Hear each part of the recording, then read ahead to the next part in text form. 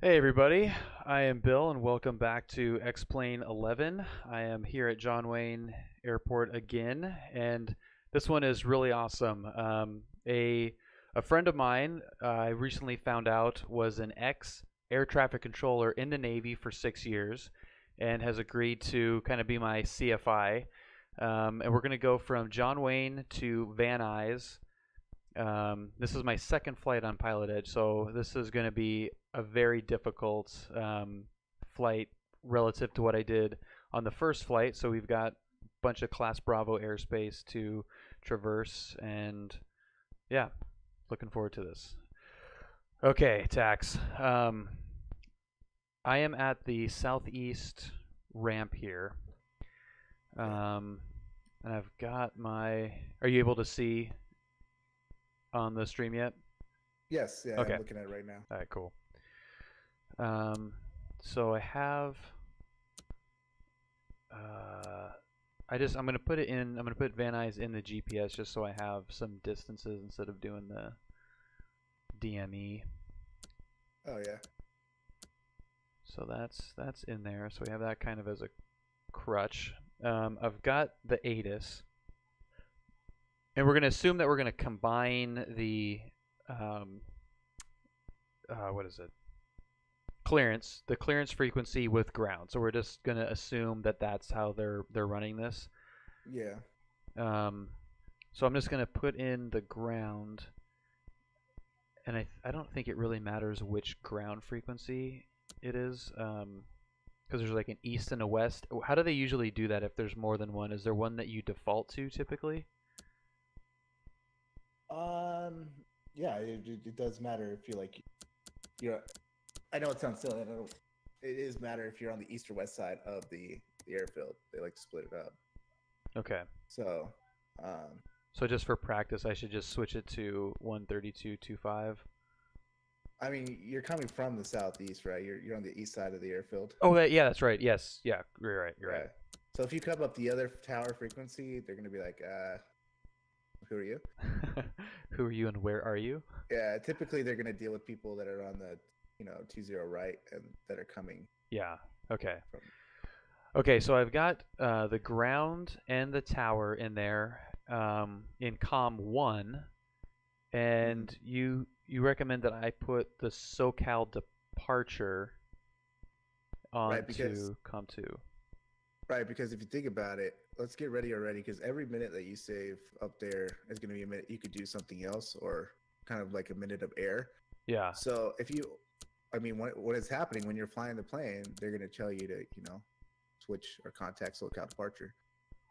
And you already have it keyed up, bam. You hit it, you're already talking. Yeah. Socal, you're already going, and you don't have to worry about fidgeting, putting the dials in while you're flying a plane, Right. Okay. Okay, so instead of going through all the checklist stuff, I'm just going to get this thing started in the interest of time. If I can remember where the hell that thing is. I think it's like Control Shift E. Yeah. How nice would that be in real life? Control Shift E. Okay. And let's make sure I can hear these guys.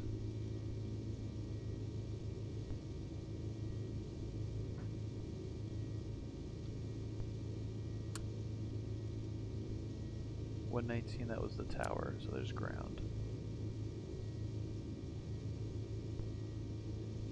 Everyone's really quiet now all of a sudden. They're waiting for you to key up. Yeah. Okay, so to 8 Romeo Mike Socal approach, roger the Ontario altimeter 3003. Okay. All right. So I'm gonna get. Yeah, I think it's the same guy. Yeah, and I think they have two guys working right now. The first flight I did, there was just one guy working the whole region. So, I mean, there's not like a million planes flying up here. There's like 10 at most. So it is one guy, but he is able to see what frequency I am on. Right. So I could technically dial up any frequency, and the same guy will hear me, but they treat it as the incorrect frequency. Yeah. So do I have the fuel pump needs to be on? Get those lights on. Okay. So at this point, I don't have to say anything to anybody until I come up to that threshold, right? Yeah, you're on the ramp, so technically this is all you. Self-taxing.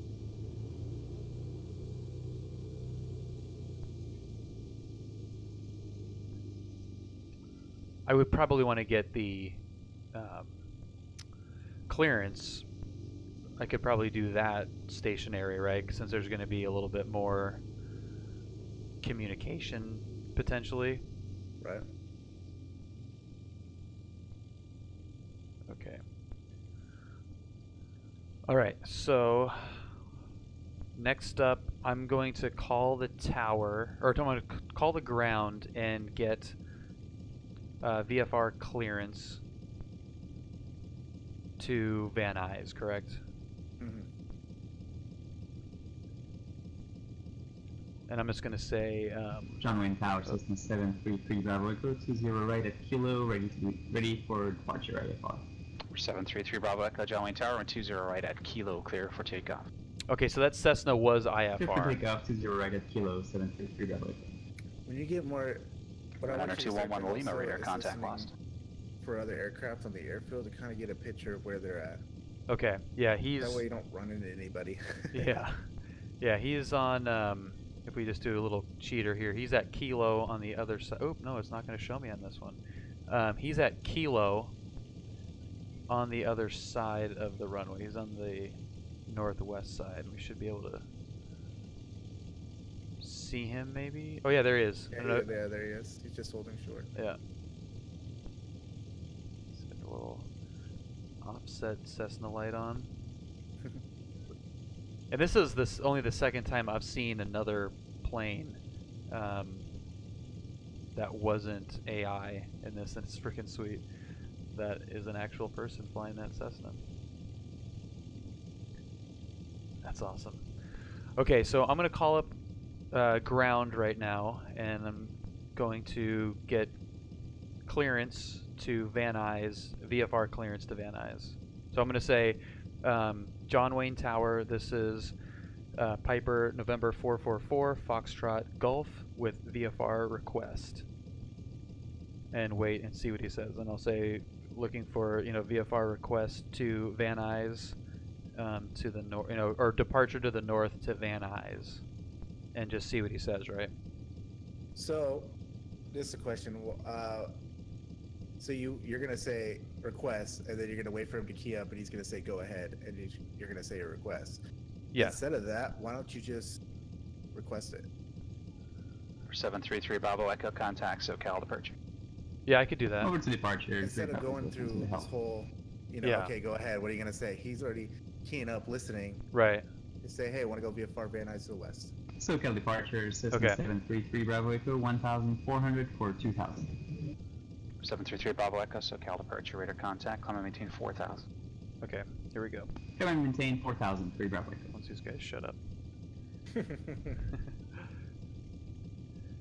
John Wayne Ground, this is Piper November 444 Foxtrot Golf at the southeast ramp, looking for VFR clearance to Van Nuys to the northwest. Number 444 Foxtrot Golf, roger. At a Class Charlie Airport, make that request with clearance delivery. Ooh.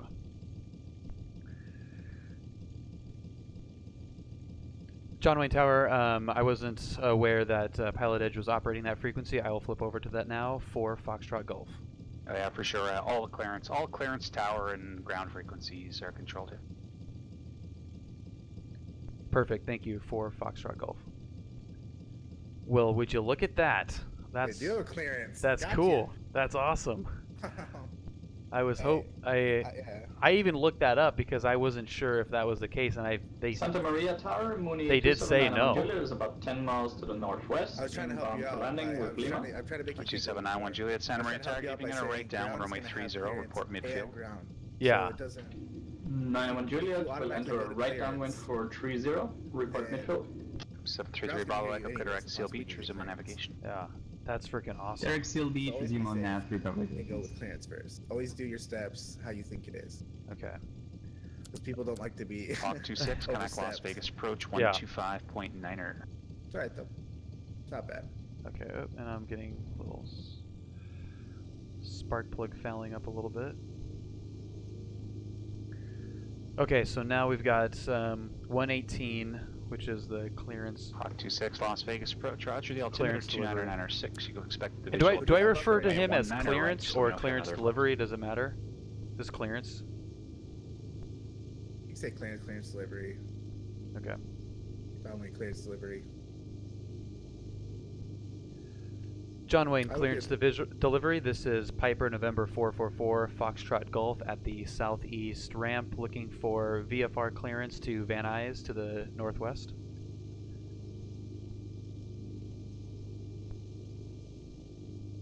Number 444 Foxtrot Golf, John Wayne clearance, good evening, and how do you plan to transition to Bravo? Are you going to go around it, or do you need to transition tonight? Can I get a transition over the Bravo? Yeah, which one would you like? LAX, please. Okay, which Bravo transition? There's like 4 different transitions that go over Los Angeles. It's definitely something you'll want to read up on before you try to fly over Los Angeles for sure. Okay, roger that. We can go around that then if that's easier. Foxtrot Golf. Yeah, I mean, if you know the transitions, you can absolutely take one of them. You'll just need to know which one you want, whether it be the mini route or the coastal route, Hollywood Park route. There's a whole bunch of them there. You can find them on the TAC chart on SkyVector if you really want to look into them. Otherwise, for now, you can plan to go around them on departure. Fly heading 240. Maintain VFR at or below 2,400. Departure frequency 128.1. Squawk 5133. Departure heading 240 at or below 2,400 feet. Departure frequency 281 and squawk 5133 for Fox Golf. For Foxtrot Golf. That is correct, and actually disregard. Yeah, readback is correct, and if you take a look on the PilotEdge website, you'll see the CAT ratings there. If you scroll down to the CAT 10, it covers those transitions in great detail. Great, thank you for that. I will definitely do that for Foxtrot Golf. Manor 211 Lima Bakersfield. I saw you dropped off there. Cool. Okay, so let's. That is awesome. So 5. Roger, sounds good. We'll be here. Sometimes plain English is the best. Yeah, I know. Seriously, and they definitely. I mean, you could tell. I mean, he's like serious about it. 733 Bravo Echo Connect Socal help you approach learn, 134.9er. Which is good. Like, you don't want him to be just going like, yeah, hey, you're clear to taxi. 134.9er, free Bravo Yeah, Echo.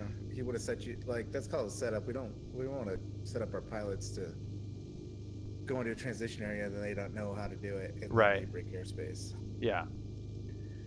Okay, so change of plans slightly. So we're just going to go around, Socal approach, Cessna 733 Bravo. Bravo Echo, level 4,000. which is totally fine 733 because Bravo Echo if we Socal just approach, go, the Los Angeles altimeter 3004. well, I mean, approach will tell us, right? Because if we need to say 3004, stay below 6,000 feet and get transitioned around that, they'll take us around it, right? SoCal approach. I mean, they're not going to give you really vectors. Your VFR. Okay. All right, so I just gotta. I mean, I know the chart, so I just gotta basically fly to Fullerton and stay below 4,000 feet, and That's just it. keep going up until I get past San Gabriel Valley or El Monte, and then just fly around. Yeah, I mean, as long as you Hawk check in and 26, say, flight hey, present heading, look, descend and maintain transition 10,000. Okay. Bravo, and this is what I'm kind of doing. I mean, Yeah. Keep it at 10 for a bit so you can keep the speed up. Give if them you a like. picture of what you're gonna do. I'm Right. just gonna leave you alone, unless otherwise, unless they're like, Right. Well, and I stay on that frequency, so if they need to get in contact with me, I'm on the SoCal approach. Like, I stay on that one, right? exactly. Yeah. Okay. Okay. So let's switch over to ground, and There I'm would gonna. be a point where you don't know where you're gonna switch because the controller's gonna tell you contact this, contact that. Yeah. 2330 Charlie, point Magoo approach. Keep. Okay. So now I'm gonna get clearance to the run up, right? So I'm gonna go to ground. Tell them where I am. Number I'm at the 2330 Charlie, point me go approach Roger, clear to the Oxnard Airport is filed, maintain 4000. southeast FBO. Approach frequency 124.7, squawk 5410, hold for release. Santa Maria Tower, Mooney 2791 Juliet is downwind for Lots of 30. guys on the radio today. This is cool. John Wayne Ground, this is Piper, November 444 Foxtrot Gulf at the southeast corner, looking for clearance to taxi to the southeast run-up area. 2330 Charlie, readback is correct. Call me short of the runway number 1 for departure. I'll have your release at that time. This Frequency guy's change good. approved. Is he going to get me? Number 2791 Juliet, runway 30, clear to land. If you hear me just issue a clearance to another aircraft, there's a very good chance he's reading it back on another frequency, in which case there's a very good chance you're going to step on his read back right after I issue the clearance, so just watch for that in the future. 91 Juliet, clear to land 30. Thank you. I'll keep it in mind. And 4 Foxtrot Golf, same for you. I just issued a clearance to another aircraft on another frequency. I know you can't hear him, but obviously he's going to have to read that back, which happened on another frequency, and then you call for your request for taxi as he's reading that back. So just definitely watch for that in the future. Right, 20 left at Kilo, taxi via Alpha Kilo. Roger that, taxi via Alpha and Kilo, 4 Foxtrot Golf. Okay. Hawk 26, flighting 030, descend to maintain 8000. Yeah, so I can hear everything that he says, but I can't hear what other planes are saying back to him on different frequencies. So I guess that's... I wouldn't beat yourself up too much about it. Yeah. That's something that's rough. All you have to do is just kind of, when you key up and you're listening to what he's saying, it kind of sounds like he's trying to give a Diamond 1079 Kilo with Whiskey for I6 IFR Okay. to John Wayne. Until a break in silence. Obviously, if you guys double 107 Bravo Kilo, LA clearance clear to the John Wayne Airport, COB 8 departure, Yeah. radar It's not a vectors. big deal. You can't hear the other guy. Right. So he's just saying that, just mindful in the future. Just And that's more of a an issue with PilotEdge, not necessarily. That's not something that happens in real life, right? Because if you're on the all the radios, time. yeah. No, it happens all the time. Oh, it does. Oh, absolutely. Pilots will step over each other all the time. But you're able to hear the other pilot, though.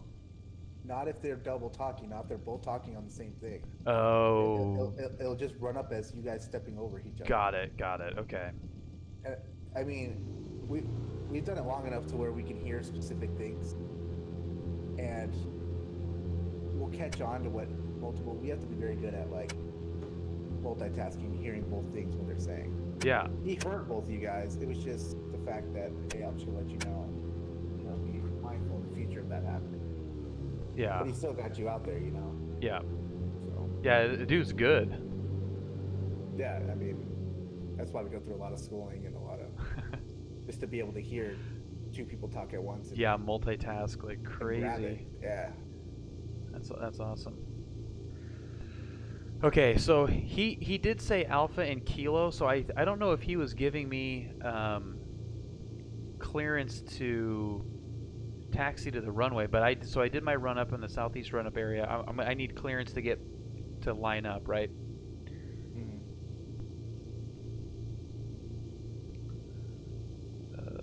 Okay. It's always better to ask again than assume. Yeah. What do you think you should? John Wayne Ground, November 444 Foxtrot Golf at the southeast run-up with information uniform. Request taxi to the active.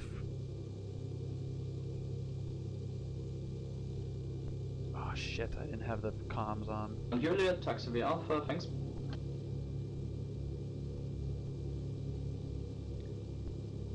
Okay, let's just wait, make sure I'm not stepping anyone.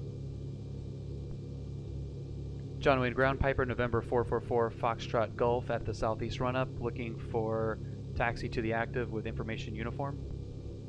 Number 444 Foxtrot Golf. John Wayne Ground, say again your direction of flight. What is in my introduction flight? Read back transmission, please. Number 444 Foxtrot Golf, John Wayne Ground. What was your direction of flight again? I'm going to Van Nuys. Number 4 Foxtrot Golf, thanks.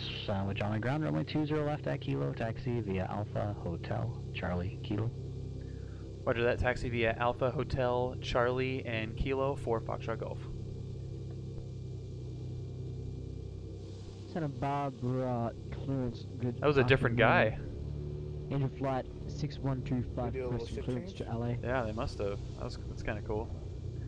A little bit more realistic, I guess, to have Engine flight different 6125. voice in there. Or Santa Barbara clearance. You familiar with tower or now? it could have been a trainer. Could have been a local trainee. That's cool too. So repeat tower en route, did you say? Yeah, Yes, I'd be sir. Engine curious to flight hear what these guys. 6125. Tech routes. Tower en route. Mandate. I'll shut these guys up. What their background really is. Like, I mean, they sound like they're air traffic controllers, right? I mean, these aren't just hobbyists, I'm assuming.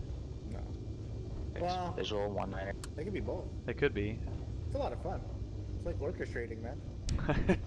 You're orchestrating, you know, a bunch of kind of fun. It's soothing, you know. You can, makes your mind work. Yeah. Do you miss it?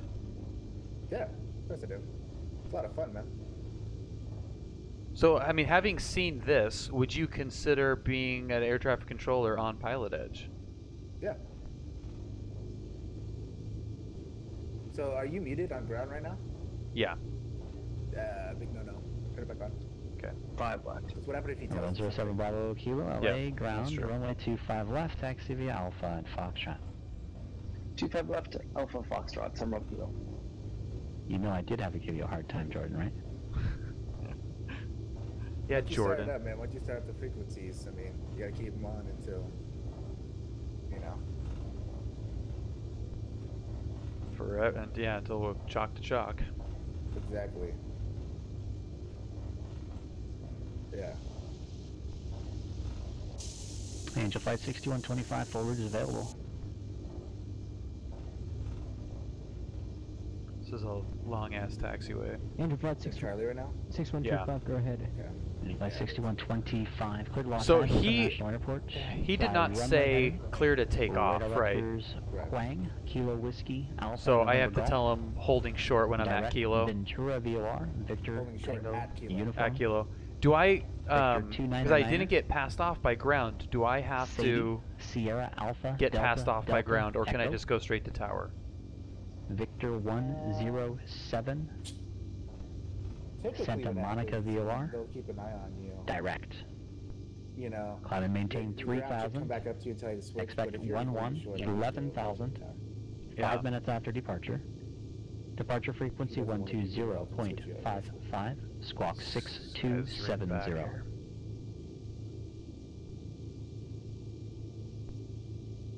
Okay, so stay on ground until I'm holding short, then switch, right?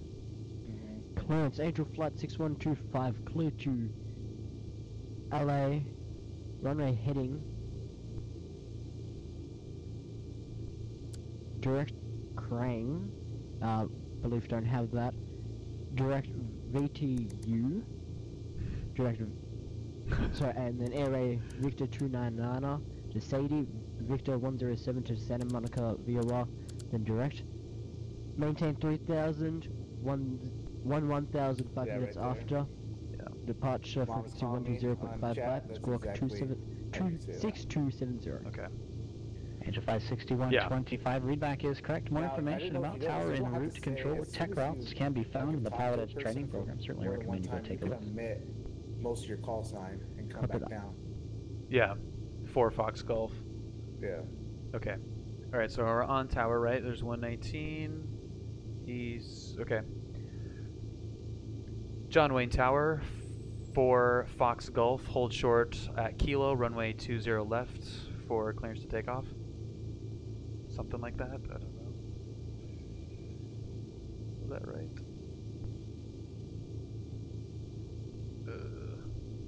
Number 444 Foxtrot, Golf, John Wayne Tower, runway 20 left at Kilo, line up and wait. Stay ready for takeoff. Oh, line up and wait. Line up and wait, 20 left, 4 Foxtrot Golf. Line up and wait is so cool sounding. Number 444 Foxtrot, Golf, wind 100 at 5, runway 20 left at Kilo, cleared for takeoff. Clear for takeoff, 4 Fox Golf. Number 4 Foxtrot, Golf, with parallel runways, we prefer that you also provide the runway number with your takeoff clearance. Runway 20 left at Kilo, cleared for takeoff. I think I said that, didn't I? Roger that, clear for takeoff, 4 Foxtrot Kilo, 20 left.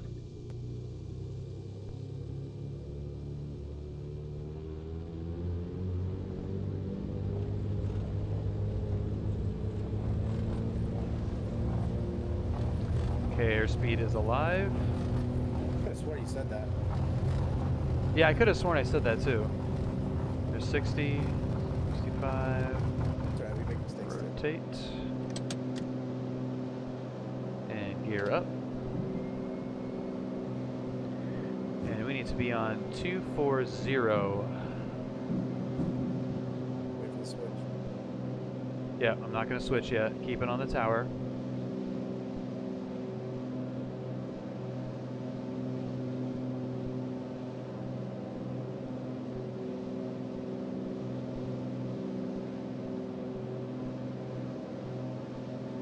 Okay, 240 on the frickin' balls. And I am getting confirmation in the chat that I did say it. Yeah. Yeah. We want to hear stuff sometimes. Yeah. Number 4 Foxtrot Golf, radar contact, say altitude leaving. 4 Foxtrot Golf at 1,800 feet and climbing. 4 Foxtrot Golf. Number 4 Foxtrot Golf, radar's indicating you at 1,000, John altimeter 3006, verify altimeter, say again altitude leaving. Ooh, 1,000, 3006. Oh, there we go. Oh, shit. Altimeter verified, altitude now at 1,100 for Fox Golf.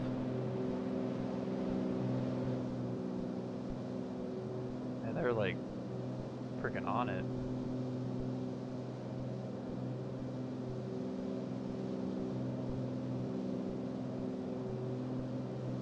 Oh boy. You see how much it's important for the altimeter too? How many, like... Yeah, well, I had it on. It was. I have it written down. 3003. Golf, contact Socal Departure. Have a good flight. Thank you very much. Contact Socal Departure for Fox Golf. Interesting. Okay, so now I go over to Socal Departure, and I give them. What do I say to this guy now? You can give him position. Okay. Just go VFR, go into whatever. Go to the NIs, right? Socal Departure, this is Piper 444 Foxtrot Golf at 1,200 feet to the northwest of John Wayne with VFR flight to Van Nuys. 444 Foxtrot Golf, Socal approach. Got all the information except what I needed. I need your altitude. 1,300 feet for Fox Golf. Roger, thanks. John Wayne altimeter 3006. I thought I said that too, didn't I? John Wayne altimeter 3006 for Fox Golf. Dude, I could have sworn I gave him my altitude.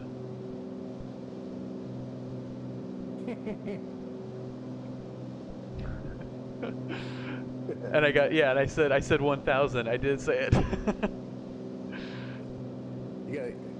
It's an ongoing battle.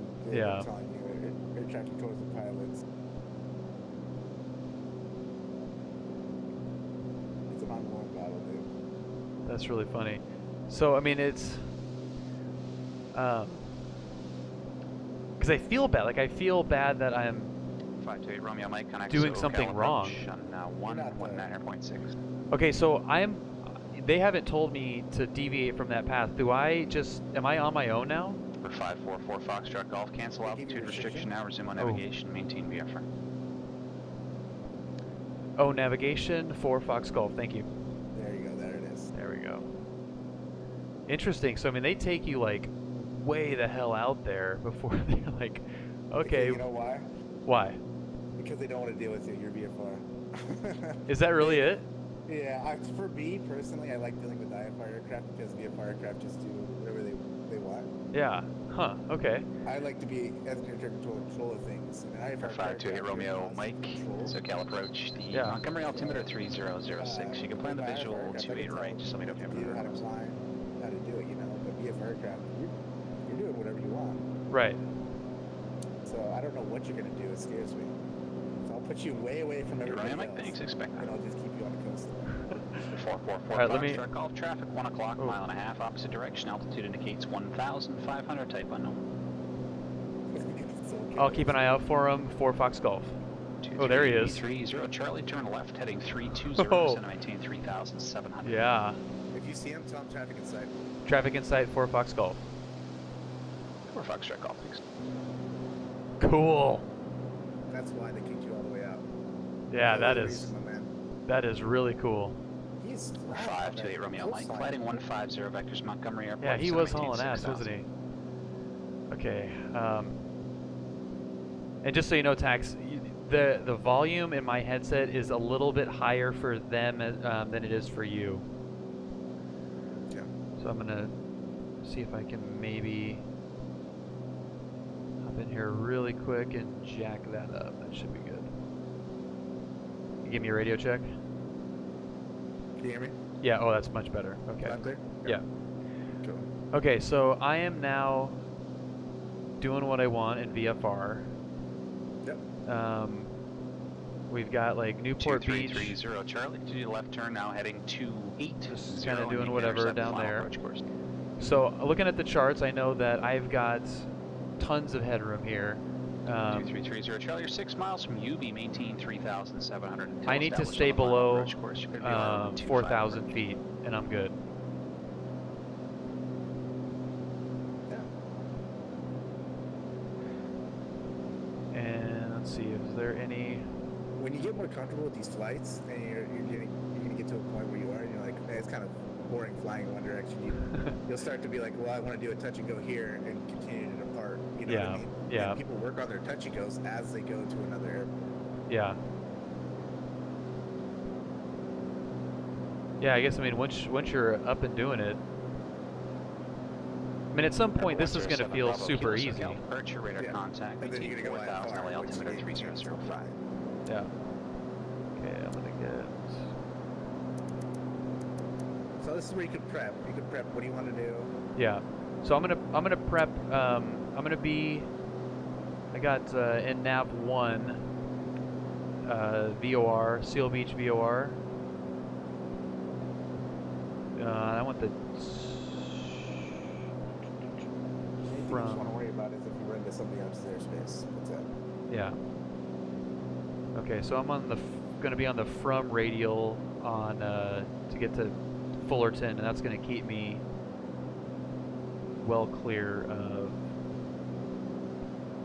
everything.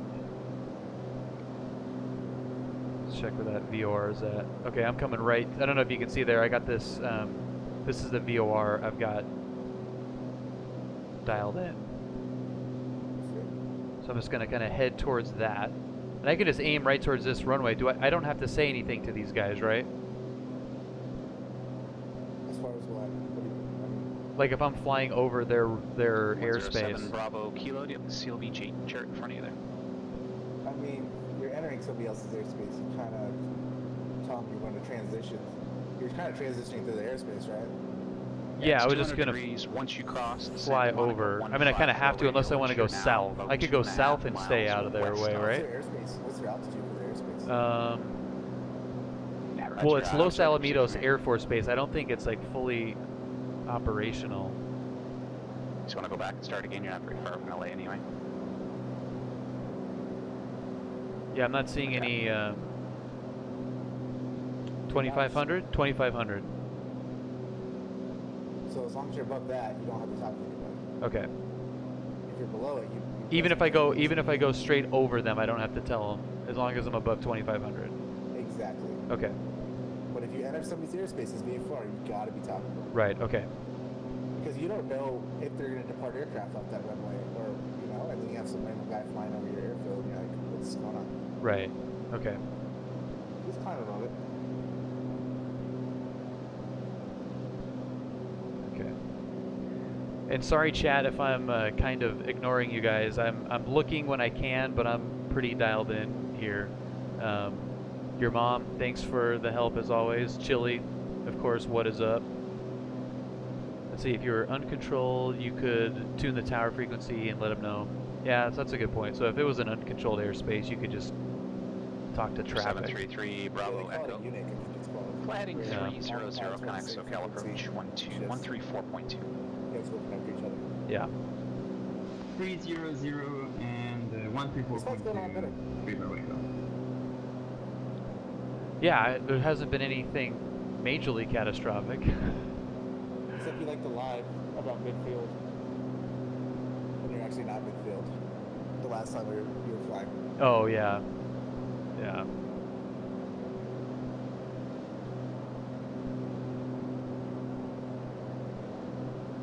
So pretty much when you're in a VFR traffic pattern now, you make your turns. Socal approach And the only thing you say 733 is, Bravo you know, Echo, if I tell you to report 4000. midfield, all you have to really say We have is the weather at Yeah. Burbank, like the ALS runway 08 vectors final. geared out locked. 733 Bravo Echo, Socal approach, Roger, Burbank altimeter 3004, expect that, fly heading 300 vectors to final. Yeah. 3004, flight 800, vectors to final, 3 Bravo.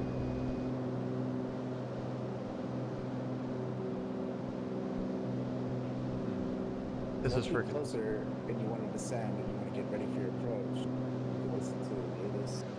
Number 444 Foxtrot Golf, additional VFR traffic, 1 o'clock, 2.5 miles westbound, altitude indicating 3,400, type unknown. I'll keep an eye out for that for Fox Golf.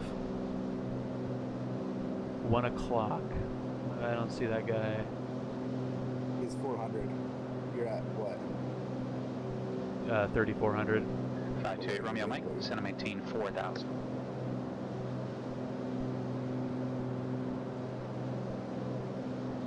Don't think you're ever going to see him. Yeah, probably not. It's because you gotta imagine it's like as a VFR aircraft, you could dip down if you wanted to. Yeah. You can change altitude when you want to. As opposed to IFR, you're a hard altitude at a hard point. Okay. So that's why he's calling on traffic, so you know all of a sudden you want to dip down really crazy like, Yeah. and that guy wants to climb, then that never comes to factor. Yeah, flight following is really nice. Flight following is I don't know why you wouldn't want to have flight following. 2330 Charlie, connect Oxnard Tower 134.95. that are VFR aircraft just don't want to be talked to at all. They really do. They're like, you guys are annoying. I don't want to talk to aircraft controllers.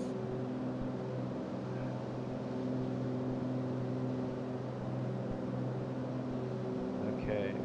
528 Romeo Mike, fly heading So 170. the only frequency you have keyed up right is the Socal approach.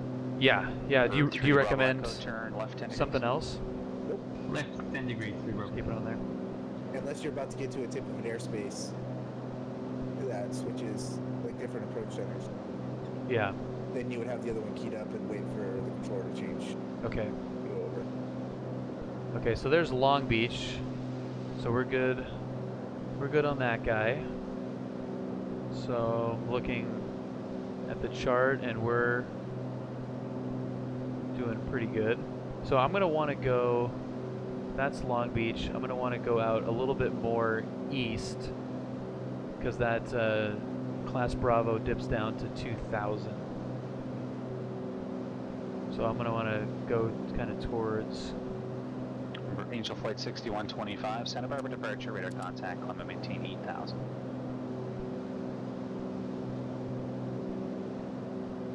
Heading on, there we go.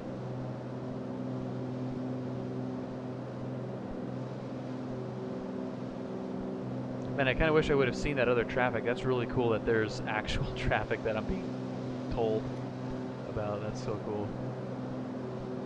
He was way below you though. Yeah, You did see the first one though. That guy I was did. hauling ass. at the yeah, first he one. was. Angel Flight 6125, affirm, runway heading for now, I'll have a turn for you shortly. Type unknown, I love that.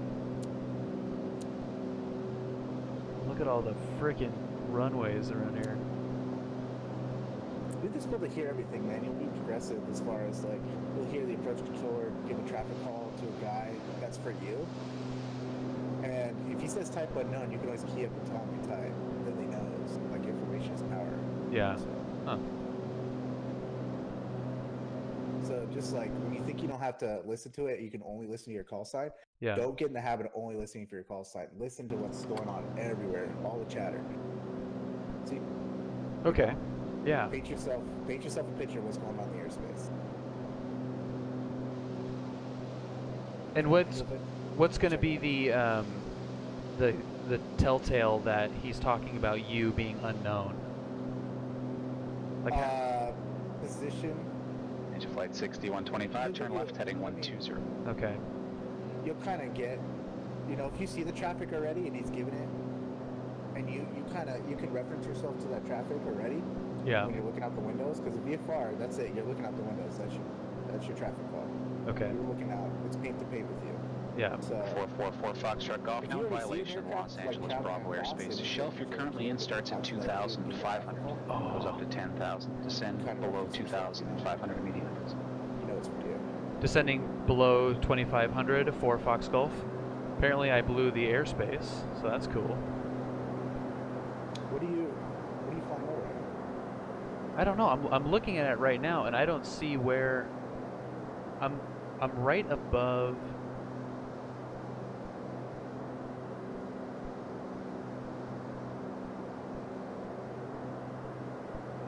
I don't see what he's talking about at all. I see 4,000. That's the only thing I see is 4,000.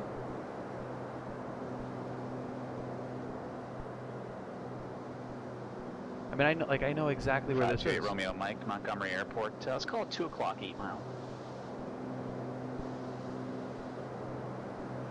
Do I let him know when I'm back down? Approach my 28 right. Yeah. Where did he just send you down to? Oh, yeah. Yeah. I see it now. Not where I thought I was. You went right through that airspace. 3 Bravo Echo, turn right heading 050, Yeah. join local lights. Dude, I was like 050, way. Bravo. It was way further than I thought I was. Into flight 6125, clear direct Quang, resume on navigation. Emergency. That sucks.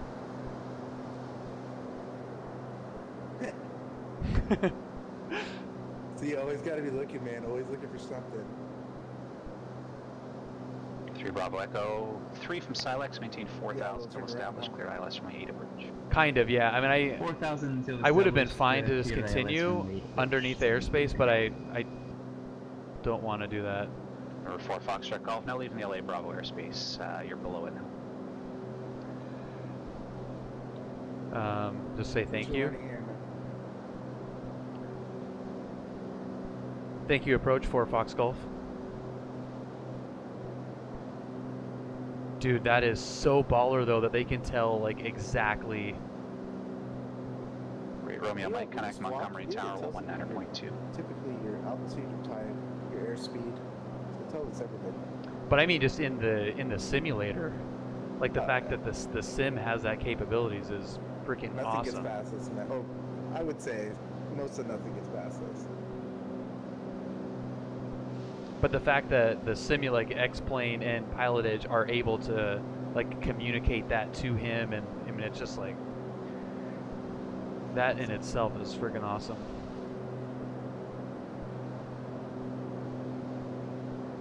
It's good to be able to bring the most realistic thing possible.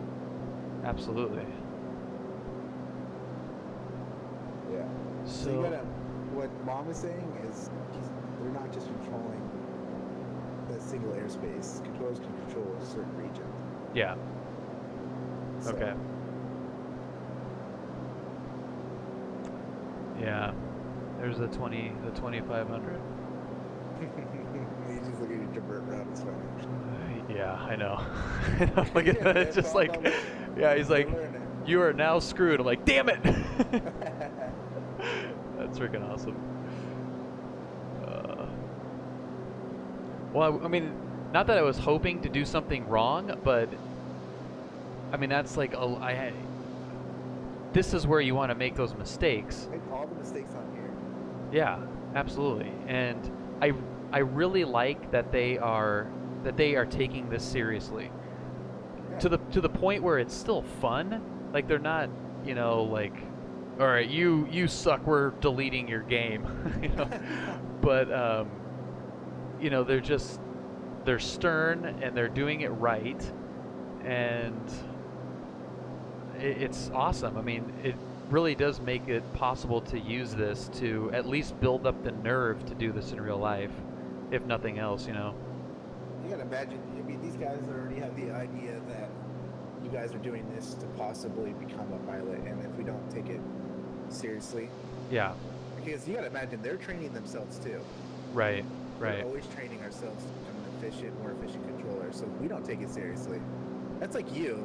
That's like a controller being glad that you're taking your thing seriously, instead of flying around VFR doing whatever you want. November 444 That's true. Foxtrot Golf, contact Socal Departure 134.2. That's all it is, man. Aviation. 134.2 4 Fox Golf. Sorry. That's okay.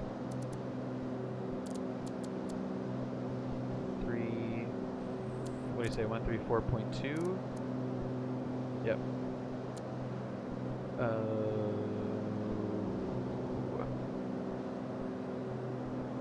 Socal approach, Piper November 444, Foxtrot Gulf, flying at 1,800 feet to the west of El Monte.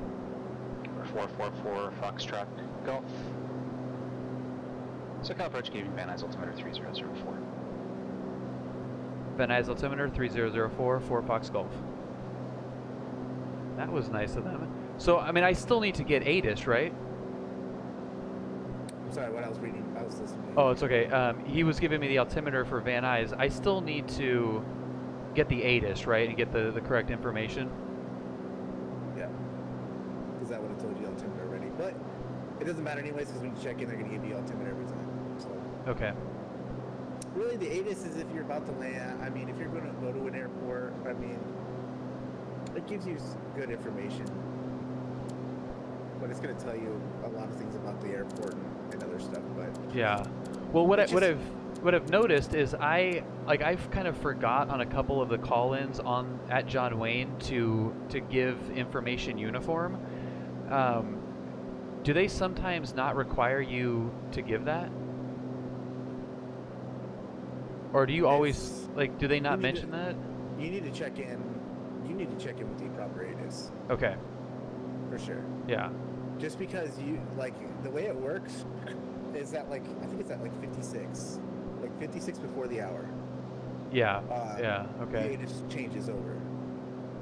And possibly the one you're listening to could be a different one that just changed. And right. The information, you got to think there's timestamp. They're not continually updating it. It's timestamps within the hour. Okay. So a lot can change within the hour.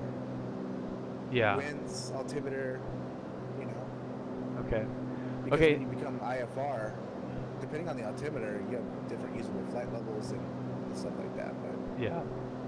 Okay, so I'm going north past El Monte, and the class Charlie Juliet Sierra Socal approach airspace is Airport is filed. Got a ceiling of 4,800 feet. 7,000. Expect 4,000. And it's kind of tight to split the two. Oh no, I could split it. I could go at 1501 for release. I could go 3,000 feet and sneak underneath that,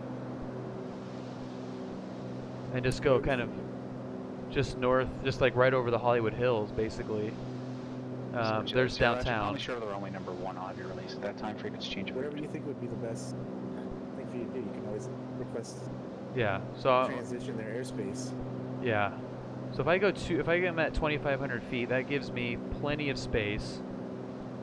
Angel Flight 6125, contact LA Center 135.5. And just kind of fly underneath. So if I wanted to transition Burbank, I would have to call their tower though, right?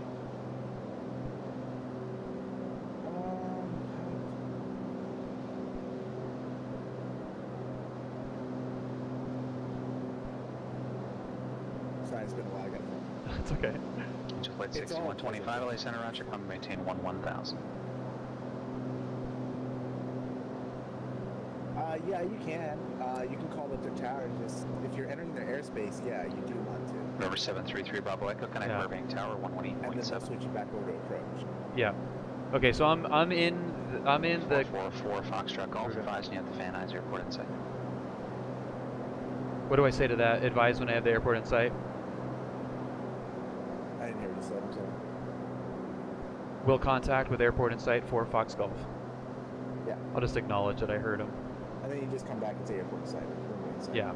Okay.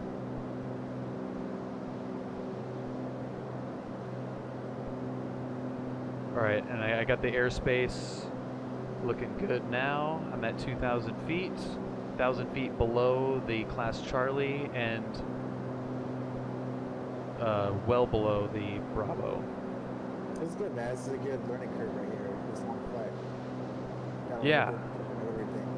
That's kind of what I was thinking to do this one, is that it would force me to kind of go through some Class Bravo nasty stuff and trial by fire. And if the best way, and if you want to keep going back to this airport, you'll probably just follow the same way again. Yeah. And if anything happens, I'll just blame it on my CFI. Get written out. Alright, let's see if I can get the ATIS for Van Nuys. Yeah, it's not doing anything.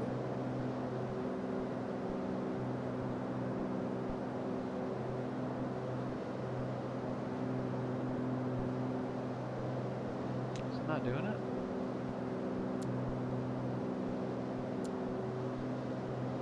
Let's dial it up here. 12755.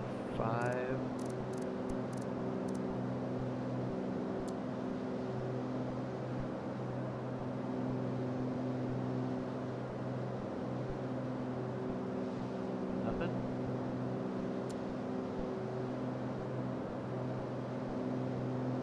Yeah, it's not giving me anything now.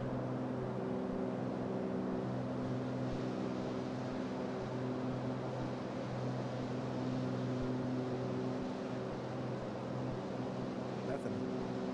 Yeah, it's not, I don't know why it's not doing anything. What's the 4-letter ID for your things? Van Nuys is Kilo Victor November Yankee. I should be having it in sight here in a second. Yep, there it is.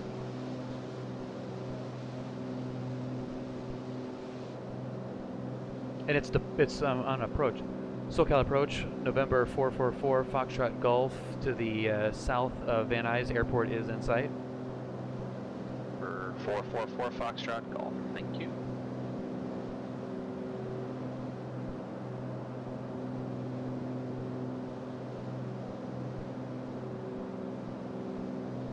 And he's going to tell me to switch to their tower, right? Correct. If you feel like you're getting into their airspace though, and you think they forgot about you, I you can just leave. say looking for a switch. Okay, with approach. Yeah, because technically, if you go into their airspace, and you want to be talking to local every time, the local controller every time you enter their airspace. So, Yeah. 444 Foxtrot Golf. Just confirm it's Van Nuys in sight there. Burbank's at your 12 o'clock. Van Nuys is 10 o'clock in about 8 miles.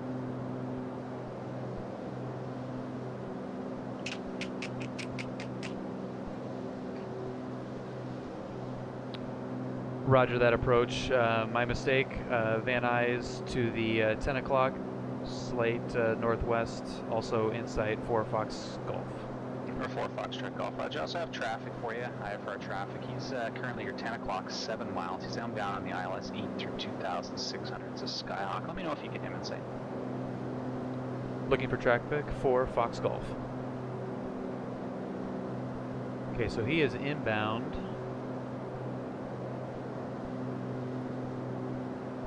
So he's definitely doing 298 Charlie Alpha, Santa Barbara approach. Go ahead.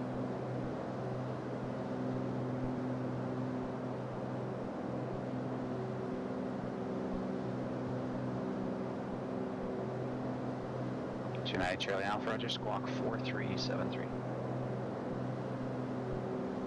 Oh, he said he was 8 miles out, right? So he's going to be 444 Foxtrot Golf. Previously mentioned traffic now 11 o'clock, 5 miles eastbound out of 2,300. traffic at 11 o'clock, 5 miles out for Fox Golf, still not in sight. Roger, he's 12 o'clock now.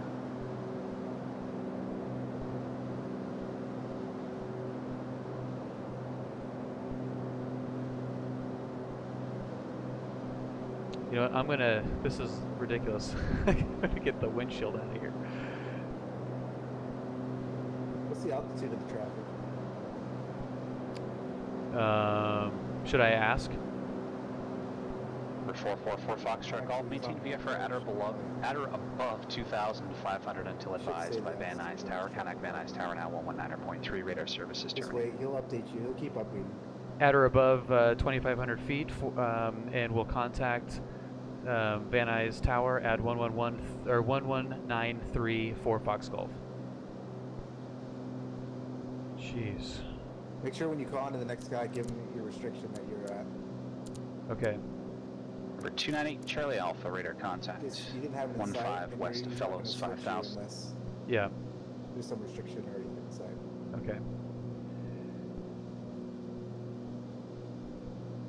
Van Nuys Tower, this is Piper, November 444, Foxtrot Golf to the east. I don't know what I was going to say. I'm having trouble with ATIS. 444 Foxtrot Golf, Van Nuys Tower, altimeter 3004, wind calm, say request.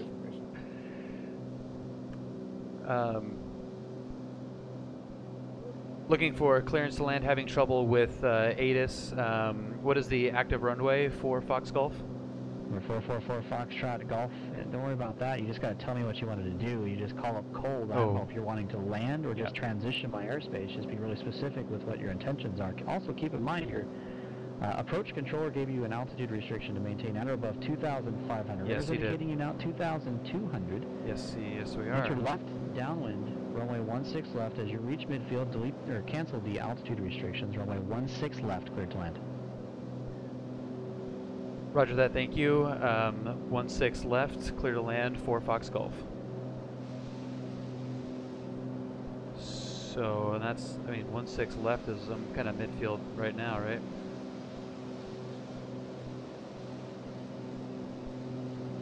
That's right, man. It's all learning curve. Yeah, I love it. It's crazy. Get your shit pushed in.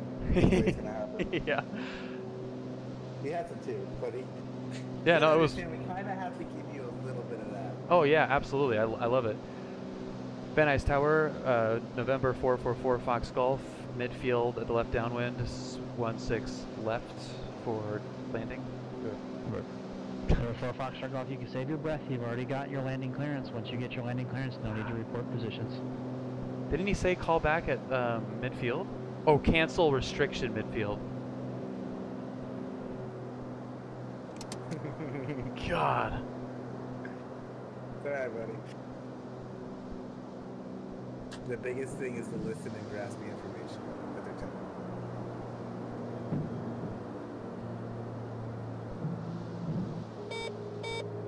you. He's giving you some toot, though. For sure. What'd you say? He's giving you some toot, though. Oh, I know, definitely. I kind of like it. You know, a little bit of sass, my man. Yeah. You need it. You gotta maintain discipline on it. Definitely helps to have that windshield out of the way, though. 16 left. All right, so we got the little guy.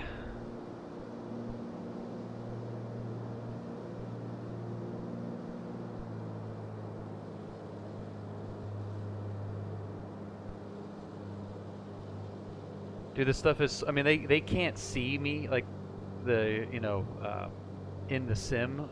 They just see it on the radar, but it feels so real that I feel like this guy is just watching me. It is, man. I mean, we know exactly what goes through pilots' heads when they're doing something. That's why that guy came back to you and made sure that you weren't looking at the wrong airport. Yeah, absolutely. Which is awesome. Yeah. So, if he gives you clearance to land, all you need to be like, Yeah. clear to land, runway. Yeah, he said, at midfield, cancel altitude restriction, and that was. I should have just shut up at that point. It's all right. So he already gave you a clearance. Yeah. So you're good to go. I love how he says save your breath too. It's like, you jackass. Pretty much he's saying you're talking too much. Yeah, I know. Don't worry. Don't worry about it.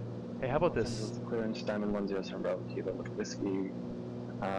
He just sees a digital street major symbol in it, yeah. Look at the size of this threshold. Good lord. Kilo? Was that correct with LA clearance? Affirm. 7 Bravo Kilo. 107 Bravo Kilo, I know we're going to get it this time. Cleared to John Wayne Airport, Seal Beach 8 departure, radar vectors, Seal Beach, then direct.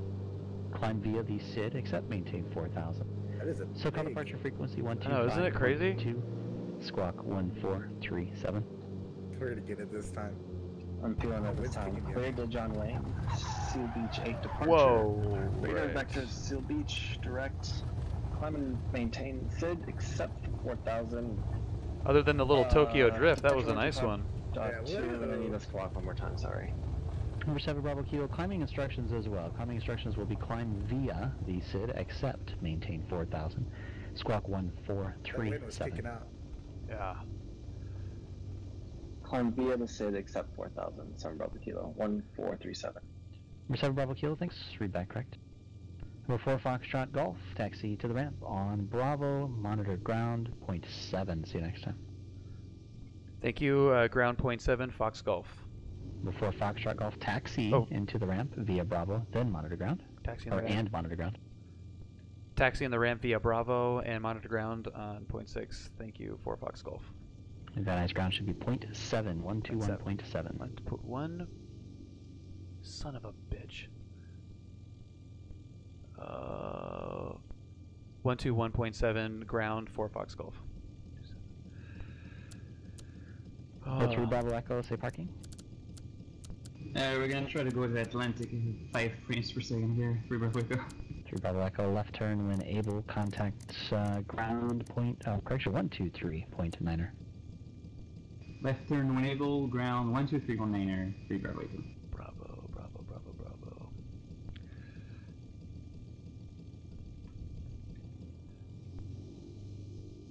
Where the frick am I? Oh, Golf. Bravo.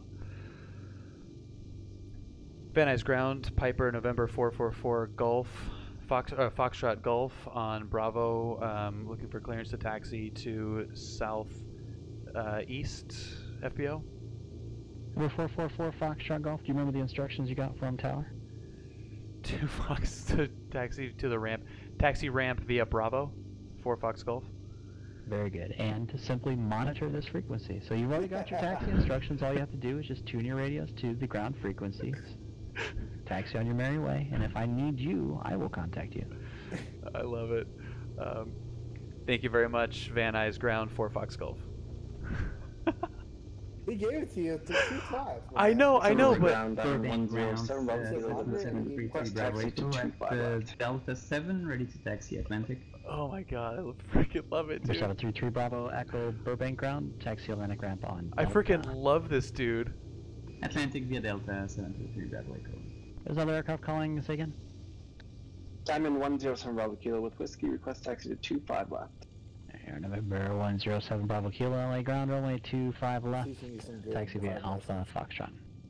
Dude, 25 left, Alpha Foxtrot. let's 7 Bravo park, Kilo. park next to the Cirrus jet. Oh my god, dude, that's freaking hilarious. Okay. Oh my god. Dude, tax. That was freaking intense. Yeah, I think you just think you have to go through each step. Sometimes you don't. Sometimes the local's gonna just go ahead and taxi you off. There's no. Yeah. You're already that close to the ramp. There's no point in switching over to ground. Just get off my runway. Is pretty much what he said, and go taxi. Yeah. Oh my god. Okay, so flight debrief. That was terrifying. I did a terrible job at the beginning of that planning my route. I kind of just thought I knew, and we started this flight, like 10 minutes before, so it wasn't like we went through a whole flight plan or anything, but I still would have liked to had a better idea when I was going over Los Alamitos there, like where Fullerton was. That's kind of where I got lost. Mm-hmm. It was starting to look familiar, but I was actually way further north than I thought I was. It's deceptive. Yeah. I mean, when you're used to having to drive half an hour to get from one spot to the next, and now all of a sudden it's 5 minutes. That's a little disorienting. Chili, what are you gonna clip? The air traffic controller yelling at me, the ground guy yelling at me. We're a bunch of smartasses. I know, dude. It's so great. Who is this controller? They're all laughing about it. I love him, dude. I love him too. The guy was freaking awesome. Like, save your breath. You already got clearance. I'm like, I felt like saying, I know I got clearance, but I am scared out of my freaking mind and want to make sure that I don't not say something. So that's a good question, Tax. If I am in question, is there ever a time where saying too much is the wrong thing to do? Yes, only if the airspace is saturated. Okay. There's a lot of people, and you're trying to repeat shit that's already been said. They're gonna get pissed. Right. Yeah, and I have read that in places where, like, if you're like, keep it brief and don't, like, this is November 413 Charlie, and I'm about 4 miles to like get to the point. But in terms of like when I was at midfield, other than him, sternly saying to me, shut up. That's really not like, that's not really bad, right? No, I mean, he wasn't busy at all, really, that much. Yeah. But you got to understand, we understand to a pilot's sense of what you guys do and like come back and say stuff again. It's annoying when you don't know what you're doing and then you just kind of do whatever you want. Okay. It's good and bad. I mean, you just have to. We talk about it all the time. You just have to develop an ear for hearing things. Yeah. About what you need to be. He gave you a clearance. Okay, I don't need my clearance anymore. Once he gives you a clearance, man, that's pretty much telling you, all right, you're good. You don't have to say anything until you just have to repeat it back, and you're gonna land on your. Yeah. And does it make a difference for you guys when we are on radar? So if I was, I had flight following that whole time. So the departure guy knew immediately that I had busted that airspace. And same with, the direction I was flying and everything. In that instance, is it more important, or is it less important to let them know exactly where you are than it would be if I was not squawked in or not, not on their radar? You're always going to be on the radar, though, regardless, VFR or IFR. They're always going to see you, but, I mean, dude, they're always looking at you. I used to come home from work like so tired because we literally scanned back and forth throughout the whole time being there. And we look at the same aircraft back and forth. That's how, it's crazy. It's like and like a good air traffic controller will put himself in the pilot seat. So he already knew you were going to break airspace. It was already going to happen. Like the guy also knew what airport you were looking at and kind of been like, yeah, he's not looking at the same one that I think he is. Or he's had that happen to multiple pilots and now he wants to advise you. Right. You know what I mean? Like, it's all a learning thing. He's probably had that happen so many times where people say airport in sight and he leaves it alone. And then they go and try to land at the wrong airport. At the wrong airport. It happens all the time. Right. Aircrafts land at the wrong airport all the time. We had a guy that landed on a taxiway instead of a runway. Like, it's gnarly.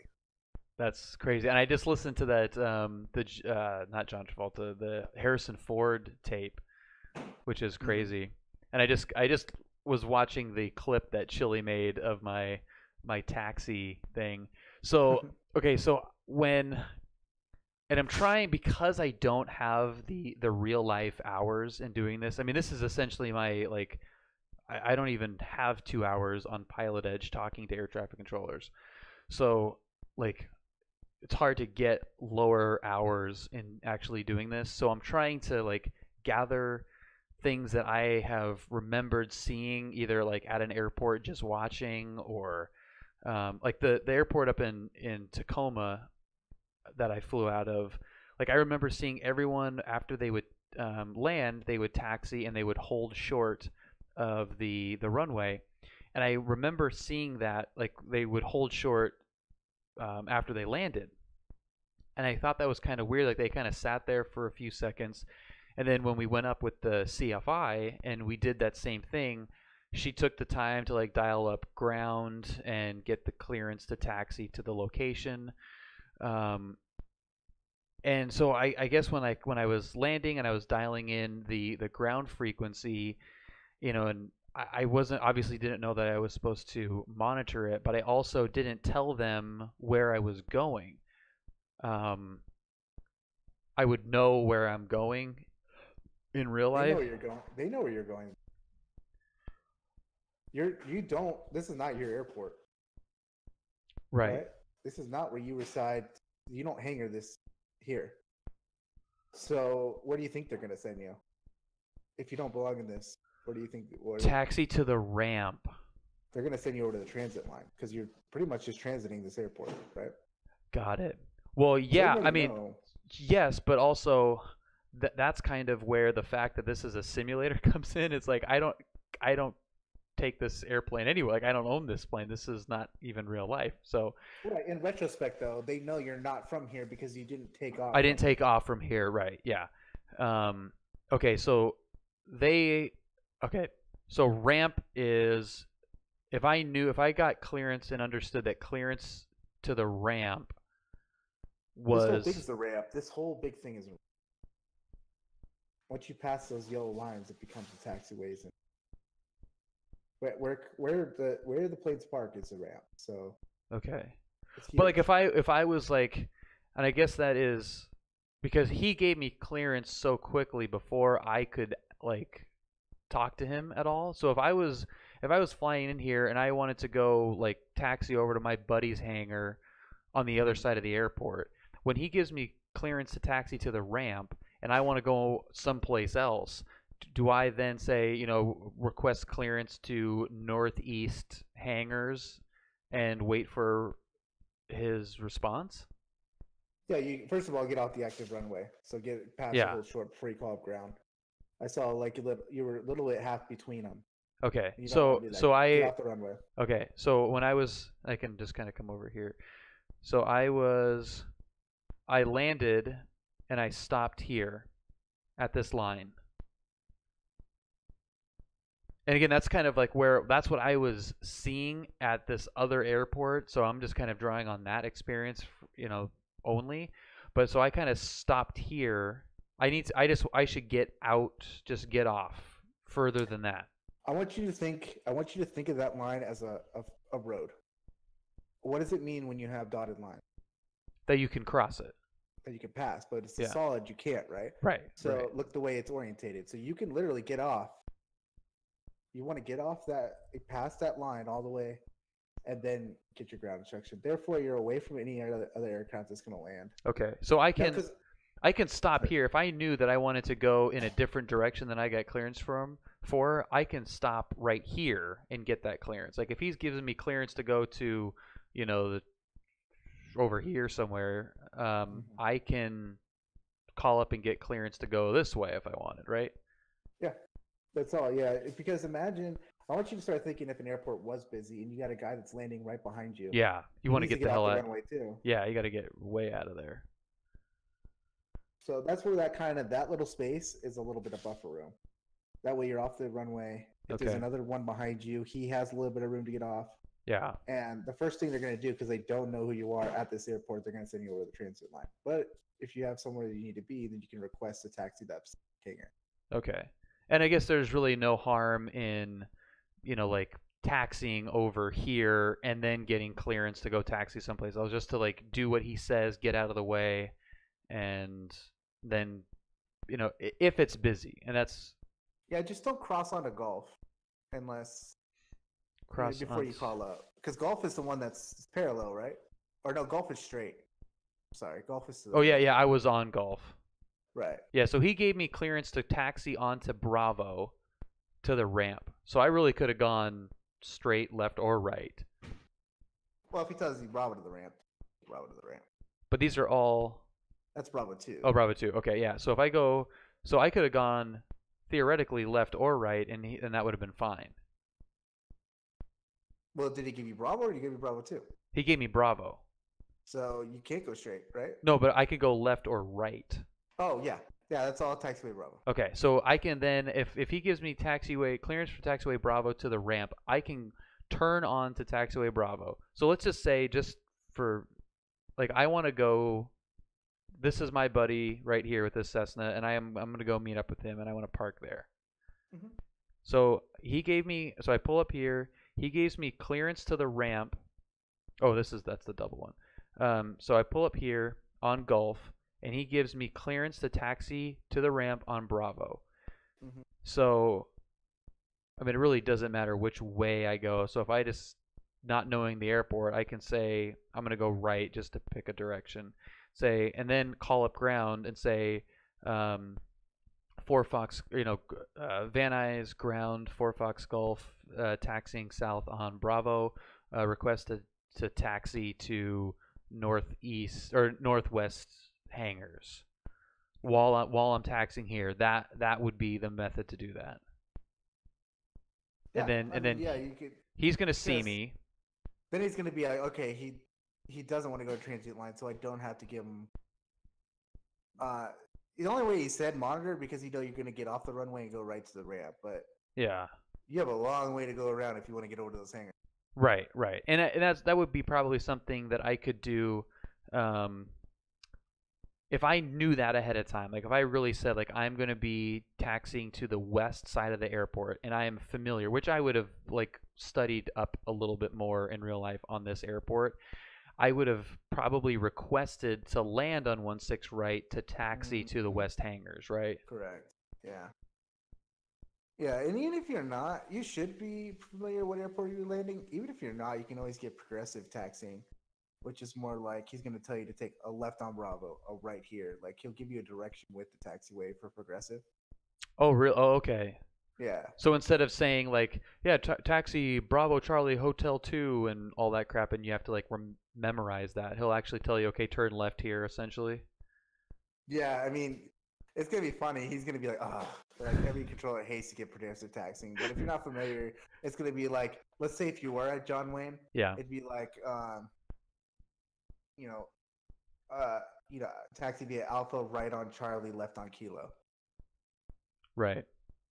Because, maybe everything looks different on the ground. Yeah. The airport looks completely different. So that's if you're not completely sure how you want to get to the runway and stuff like that. Yeah.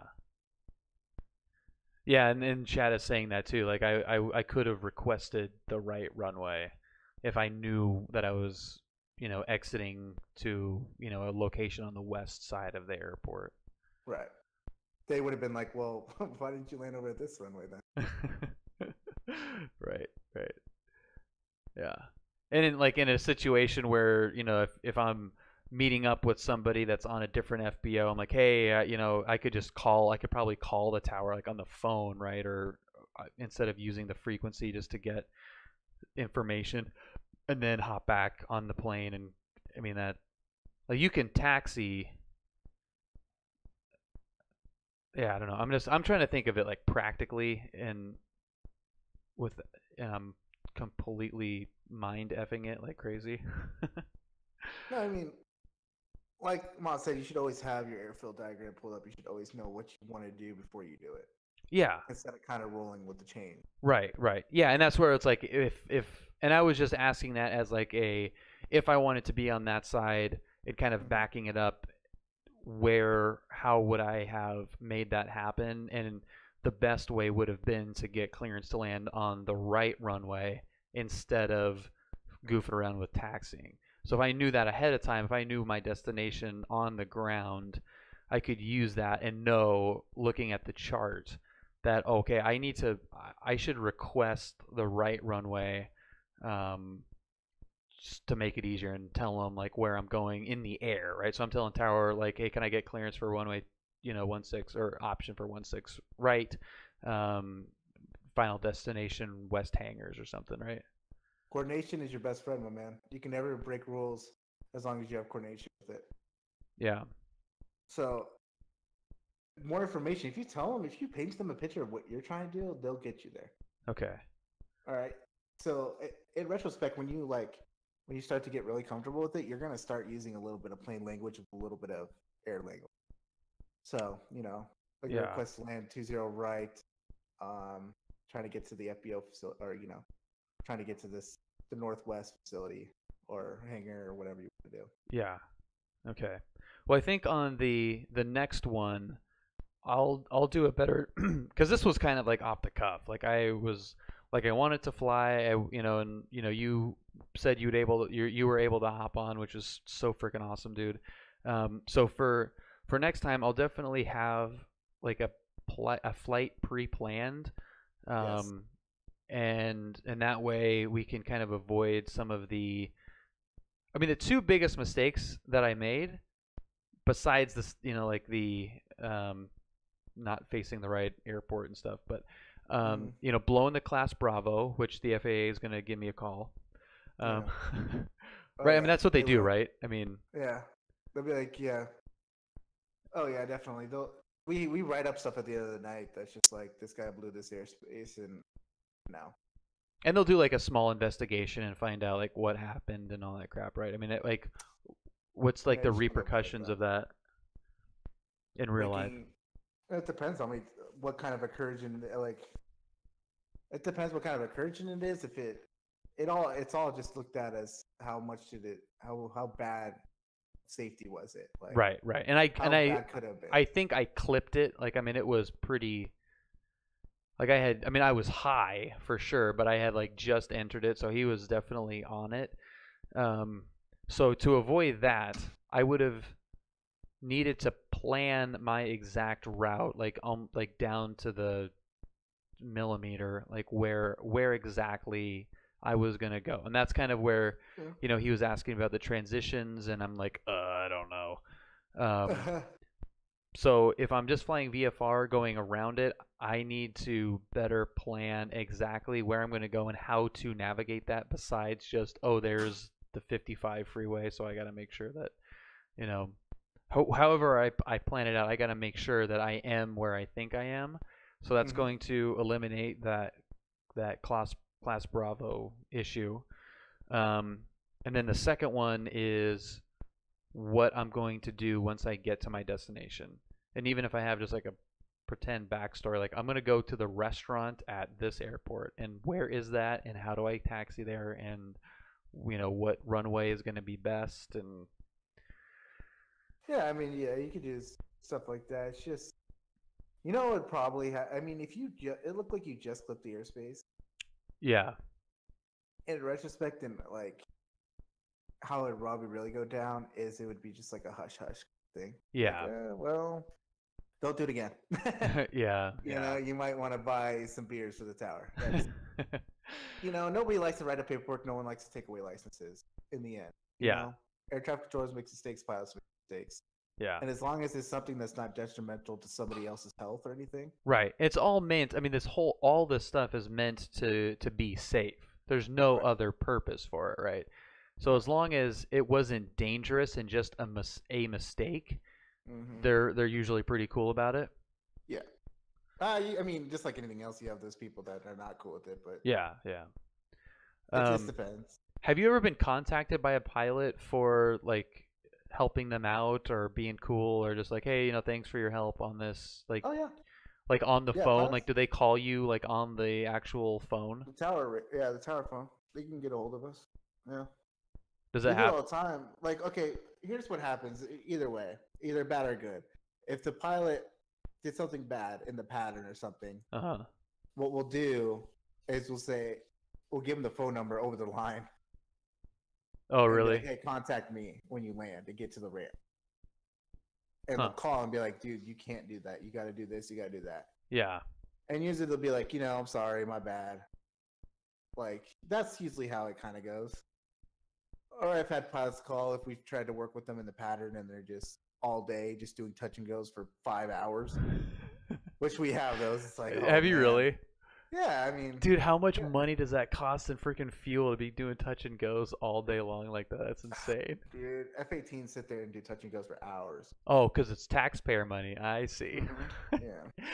F-18s. Okay, so it's not some dude in his 152 working on his pattern. No, if he has enough money for that, then he'll do it. But I doubt he will. Yeah.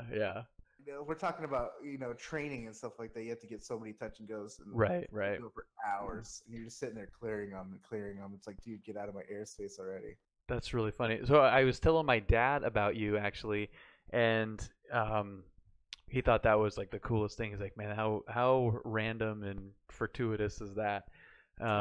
But he was saying that the Navy, they have those instructions, whether it's taxiing or in the air stuff. I mean, it's scripted, where there's not much like, okay, what do you want to do now? You're up in the air. It's like, and he said that he never thought about that when he moved to private aviation.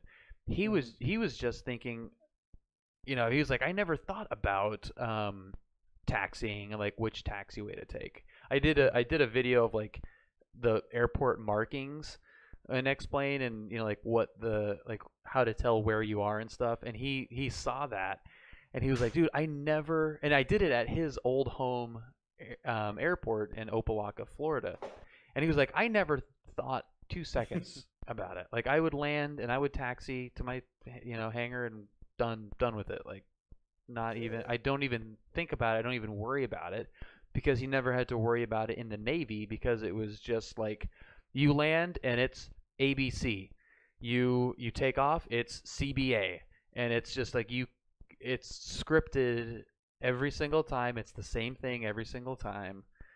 They have standard taxi. Like, to the point where it's easy, right?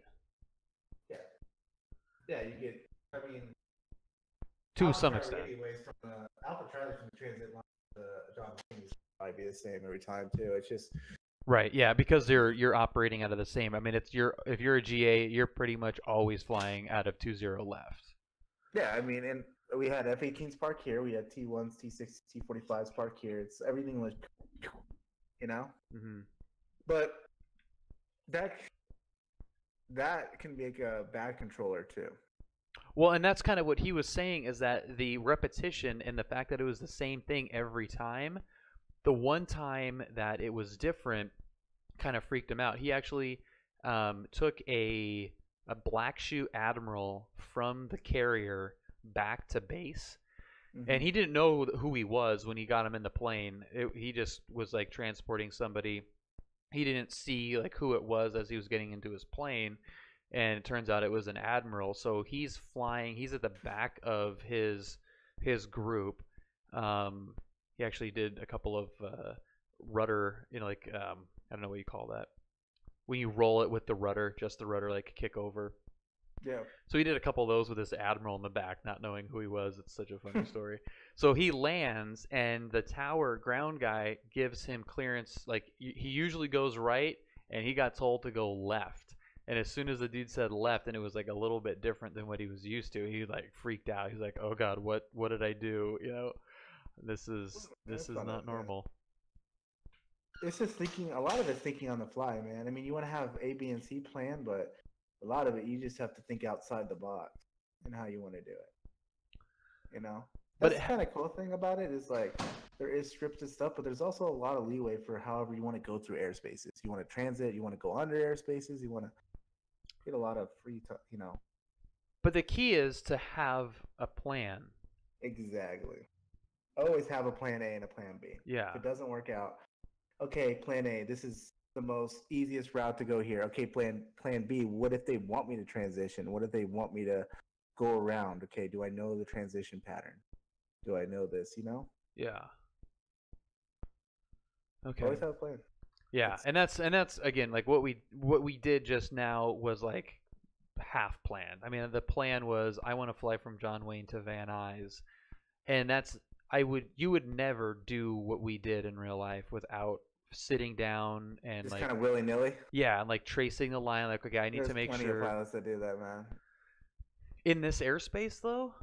Yeah, I mean, you get so comfortable with how things work, you won't even have to sit down. Like, let's say if you took a month and just flew from John Wayne over to Van Nuys, and you just did that trip every time, you'd get so familiar with how things work, you wouldn't even have to plan it out anymore. You'd just be like, okay, doing this. I know exactly what I'm doing.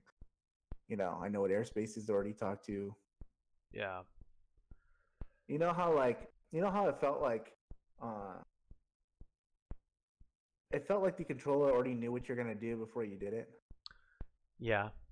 To a certain extent, he kind of knew. Okay, this guy, it's a little new. It's this. Yeah. When you become better as a pilot, you already start thinking of as a controller. Like you'll start thinking, okay, this guy's gonna want me to do this. He's gonna want me to do that. And like you already start adjusting. And in some cases, and as of finding out more and more cases, what are they gonna not want me to do? Because that's been like the most surprising thing in these two flights is not that I'm missing things, is that I'm saying things unnecessarily. Is I'm trying. That's what you get. That's what you get when you're VFR. I'm making it too difficult. I'm making it more difficult than it needs to be. Right. You are, but you're learning also. Yeah. Which is important because you're making sure you're getting everything right. I'd rather you ask and over-report things and get things right instead of just do whatever you want. Right. But you got to understand with VFR, you're on your own. Like you're kind of freelancing it a bit. Yeah. You won't have okay. This is why some people like VFR. This is why some people like IFR. I like IFR because everything is cut and dry. Right. You're giving a heading, and they'll give you a heading to the airport. They'll give you a hard altitude to be at. Yeah. They'll tell you to switch. Like they will literally hand step you through everything when you're IFR. Yeah. All right. When you're VFR, you're kind of doing whatever you want, man. So. Yeah. Yeah. No, that's a good point. And I like the idea of IFR in terms just of like the precision of it. I think that's cool. But I mean, do you think it kind of takes a little bit of the, I don't want to say that the fun out of it because you're flying, so it's going to be fun no matter what you're doing, but kind of takes out a little bit of the like freedom, that feeling of like I am flying, like I'm up in the air flying, kind of doing my own thing to some extent.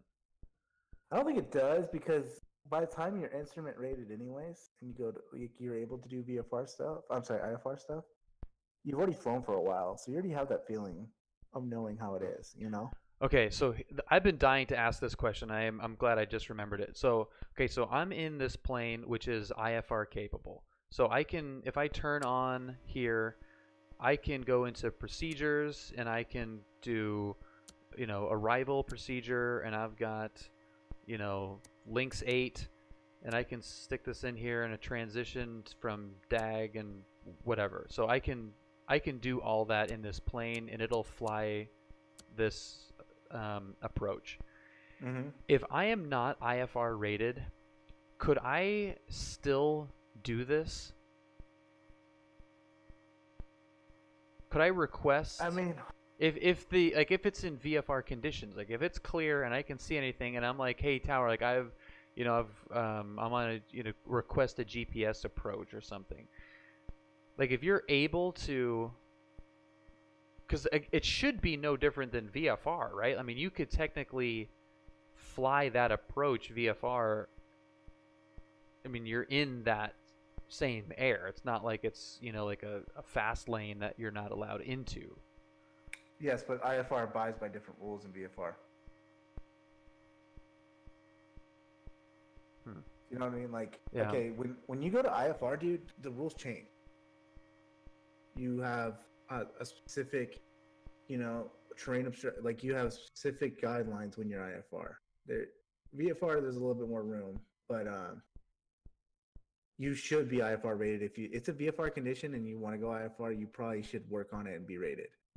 Like in real life, you need to be rated to go IFR. Right. Well, and that's what I'm like. If the weather's good, and you have a GPS that's capable of taking you out on an approach or doing something, what is the, I don't know how to say this in a way. Are we talking about a PilotEdge or real life? Because in real life, in real life. So if I'm, you're not going to go that far unless it's an emergency situation.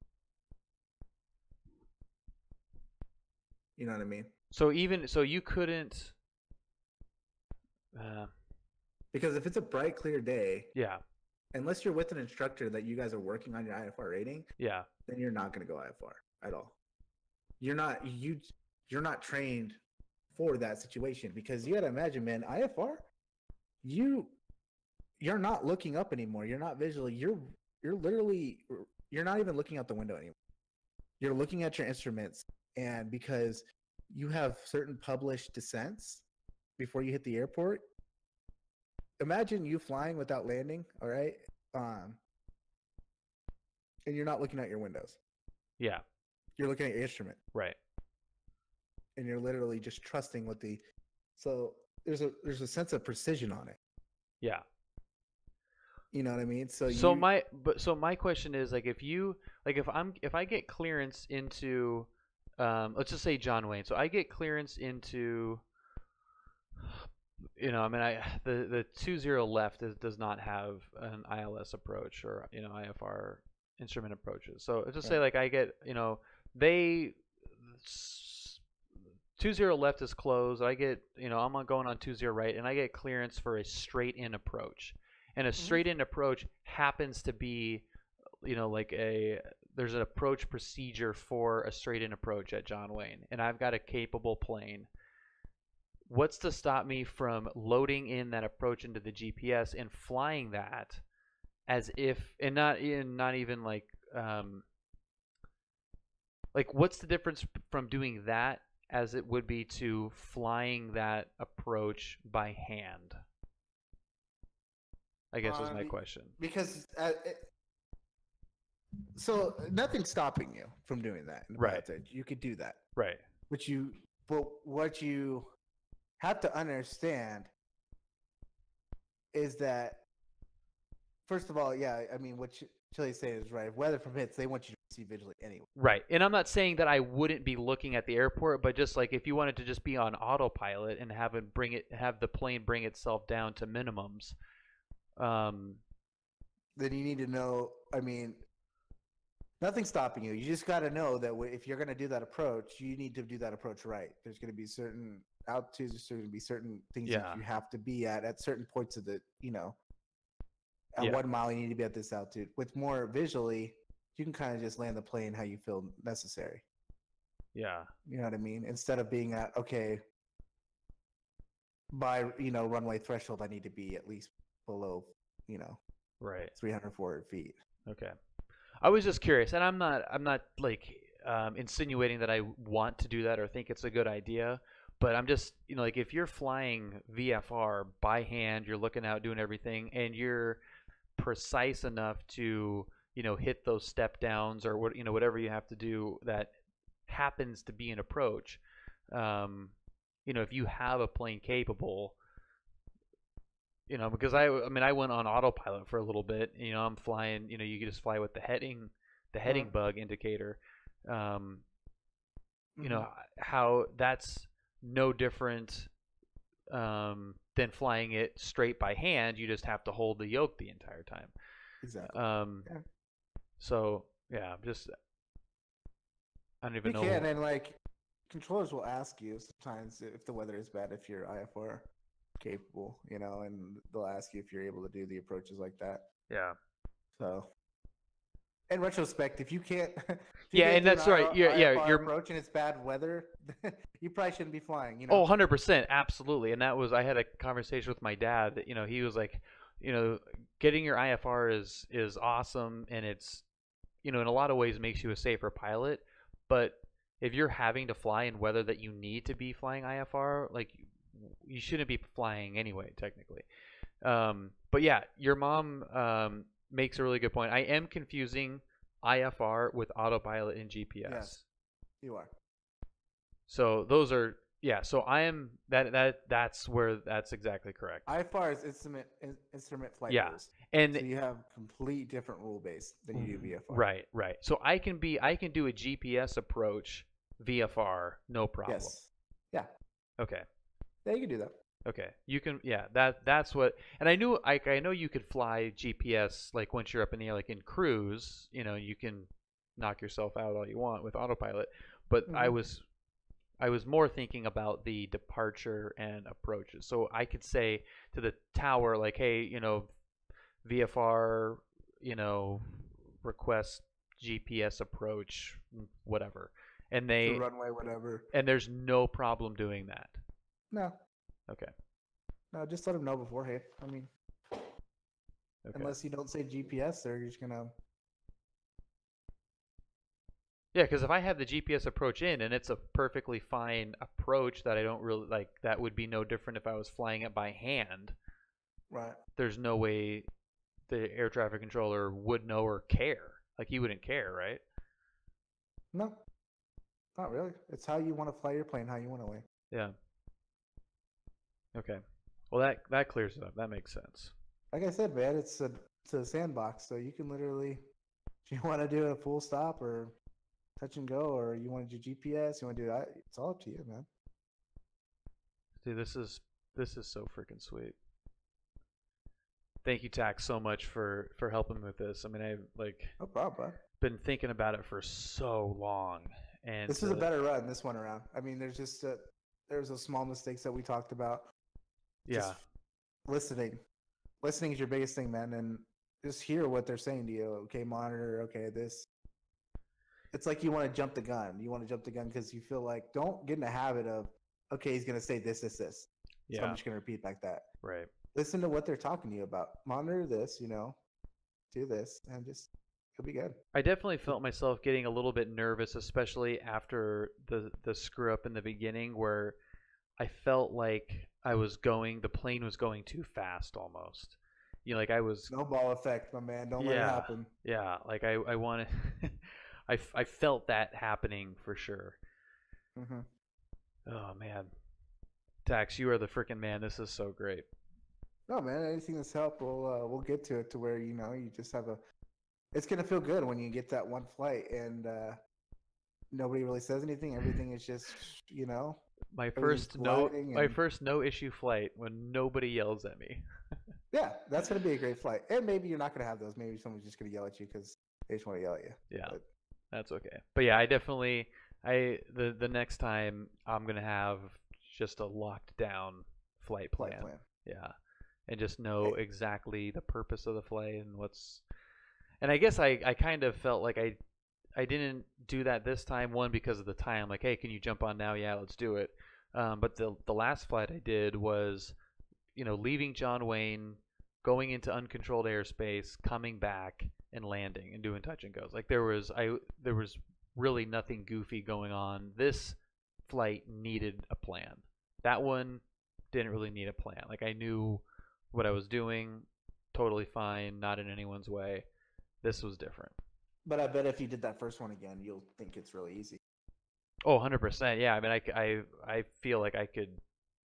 You're like, absolutely. Switch departure and not talk to anybody else? Yeah, whatever, man. I'll just go out to uncontrolled and, all right, do a touch and go again on the same airport. It's dude. Yeah. That's why you always have to explain yourself. Like, just always learn. And I used to always tell my trainees if we were doing some kind of simulator, because we have tower sims and stuff like that. Uh-huh. And I'd sit there and tell them, I want you to just try it. Don't turn around and ask me, just try it. Because the wrong thing, the biggest thing is going to be like, someone's going to tell you what to do. Yeah. No, it doesn't work like this, or you're wrong, or stop talking to me, or I gave you clearance, you're fine. Yeah. Make the mistakes now. Right. Try to do new things too. Like today you did a new thing, and it's only going to expand your piloting. Right. Oh, that's so awesome. Well, it was fun today. Well, good, because this was like unbelievably helpful, and I'm like, it's so crazy. Some airspace today, which is always good. Yeah, popped the airspace popping cherry. Yeah, well, at least now you don't feel. Now you're gonna feel it. I'm telling you now, it's when you don't feel uneasy about something, is when you start to lose your touch. As an air traffic controller is saying that if you're not worried when you're at work, then you don't care. Yeah, that's a good You point. always have this. That's where the stress comes in. Now you can kind of see, even with the sim, dude. You stress about every little thing on your flight plan. That's the same man, dude. Like the absolutely, it's crazy, and that's what I love about this so much, is that I was immediately had a different feeling in my stomach using the same. Like it looks and acts exactly the same. I could do this flight over again with not being on PilotEdge, and it would look and the plane would act exactly the same, but it would be nowhere near as nerve-wracking. I've done this flight. Like I have flown from John Wayne to Van Nuys a bunch of times. It felt like I was doing it for the first time. It's crazy, isn't it? Yeah. It's just, that's what I was telling you, man. I was like, dude, I know you know how to fly the. You get the comms, that somehow like it throws off people so hard. It's just multitasking. You just gotta learn. Big time. And I'm so happy that this exists, because this is going to, you know, if I want to really, you know, get my license and do it as economically as possible, this is invaluable. Right, right. Because if you're trying, if you're screwing around with the engine running, trying, you know, okay, so now tell the guy that you're going, like, if I can eliminate all of that, and when I get into the plane and the, you know, the tack is on and tack time is on, all I'm doing is learning how to fly the plane. That's, I mean, first of all, the CFI is going to think that's baller as crap. And it's going to cut off so much time just sitting there on the taxiway. That, and they'll start working with you on more advanced techniques instead of... Yeah, the actual flying stuff. Yeah, they'll have room to try to teach you stuff that can help you conserve time. Because as much people don't know it, dude, you don't have a whole lot of time when you're flying and you're talking, and there's not a lot of free time. At all. No, like, as air traffic controllers, if there was dead air period, we'd kind of get worried, because like I feel like I should be talking, I feel like I should be telling somebody. Yeah, something broken. Something. Yeah. Yeah. But not having frequencies keyed up, man, and stuff like that, it happens. Yeah. It's a learning curve. I'm not going to tell you that I sat there and didn't do that at one point or another, and had an aircraft skip over clearance to call ground because my ass is not keyed up on monitoring. Like, there's a transmit and a receive button. And I was only on transmit, so like he skipped over to ground. He's like, dude, your guy's clearance delivery is not answering. And of course they would turn to me and be like, dude, what are you doing? I'd be like, what? He didn't call me up. And then I'd look at my frequency tab and I'd be like, shit, dude, I'm not even monitored. Oh no. And I'm like, all right, have him call me back. And he'd call me back and he'd be like, oh, I'm here. I don't know what's going on with the radios. They must be weird today. Kind of give him a little excuse. That's really funny. Well, that's kind of what I tried to do with the ATIS thing. Like, I could not get that. Like, for some reason, that wasn't popping up. And yeah, I'm having trouble with the ATIS here. And you know, yeah, no problem, whatever. Dude, how good does this plane look though? Like the actual model. It is slick. The textures look freaking amazing. This thing is so cool. I'm just looking at the reflection of the rotor right now. I know, yeah, that's what I was looking at too. That nose cone. Yeah. Look at that. Hey, you can see the truck. Where's that truck? All right, well, maybe that's not really. That reflection isn't to scale, but it's there. Looks. I think it's behind you. Oh, it's like behind you, but oh no, it's over there to the left. Yeah, it's over to the left. Far, but yeah, it's pretty far, but it's still pretty cool that it has the actual reflection in there. Yeah, dude, this. Man, ready for an F-18? Ready for the fast stuff? Oh yeah, dude, we can get this weird really quick. we can get way ahead of ourselves.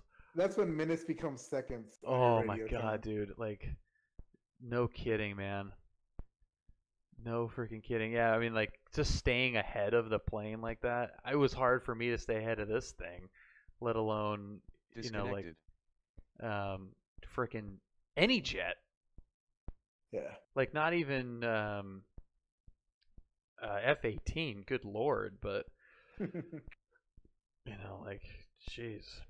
Yeah, there's some cool stuff here, and I really want to like be disciplined about not screwing around with this stuff. And I know Chili, who's in the chat right now, he likes to do the airliner stuff, and you know, IFR, and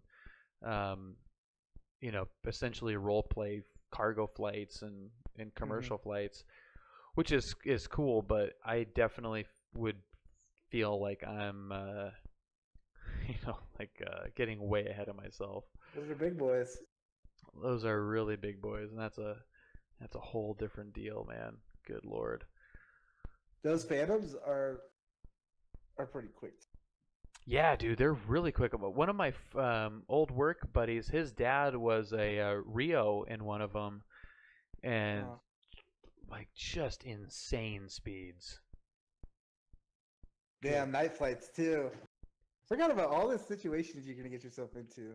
Dude, that's the best part about this is you got night flights, you got weather, you got like all kinds of stuff, dude. And you can like simulate. I mean, I've simulated just like crazy crosswind landings and stuff where, you just to get the feel for, what potentially could happen, and you can set it all up. And you'll love this too. This, by the way, this is going to be like the longest, best video. This is essentially like a podcast. You can go into, where is it?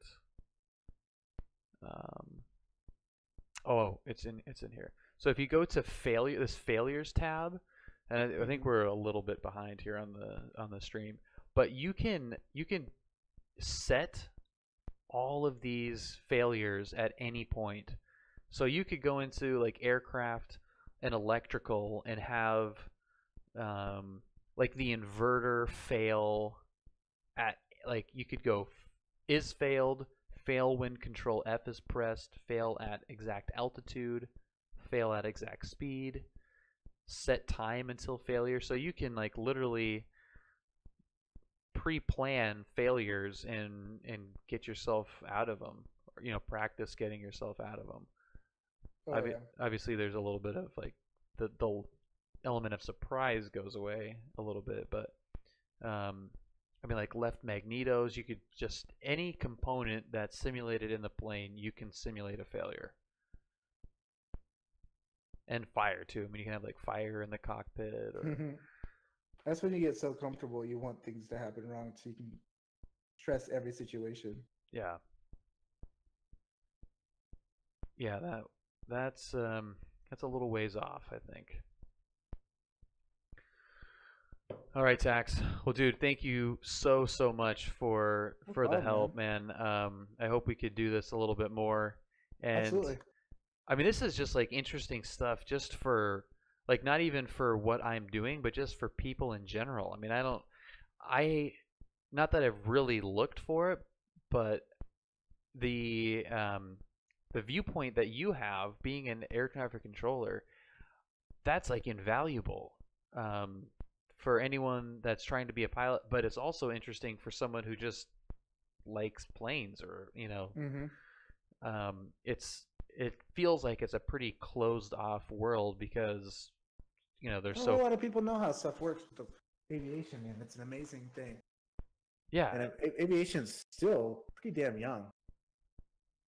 That's very true too. Yeah, a lot of the stuff, I mean, it's like, it's young and it's constantly changing, and I mean, it's not going to stop changing either with GPS and technology. And oh yeah, I'm sure you've seen some of the new plane, like the new Cirruses, and some of these jets. I mean, it's just like you literally press a button, the thing just takes off. It's crazy. Well, F-18s to a certain point are like that. If it's clear weather on an aircraft carrier, they essentially can land themselves. Yeah, that would make my dad very upset. I'm sure. Yeah, he had to do that by hand. For a rocking ship. On a rocking ship in the middle of the ocean at night. That's no joke. That's when shit gets real. Dude, he flat out, he will argue to the death that is the most difficult thing to do in aviation, is land on a carrier at night. That there's nothing. You can actually tell. I don't know if I told you this, or when you're a captain. You can actually tell when you're on a normal, if you're on like a normal airliner, you can kind of tell if your pilot's Navy or Air Force by how hard they land. By how hard they land, yeah. Because the Navy guys land hard, don't they? They slam. Yeah. Because they have to. They have to catch the wire on the aircraft. Dude, that is so funny you say that, because my buddy whose dad was the Rio for the F4, they got he was Air Force, and they had just, I think, were taking delivery of Navy.